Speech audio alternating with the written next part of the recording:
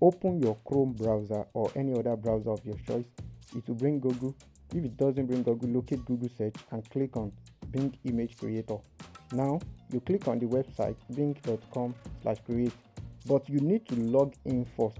If you don't have an account with them, use your email to create your account, and then you can now input your prompt.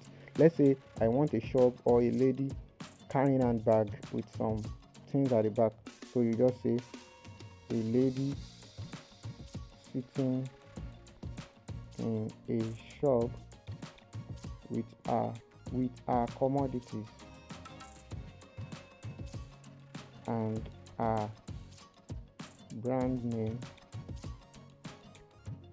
You put the brand name in quoted form. Heavenly. Written by the word. So you put full stop and click on create.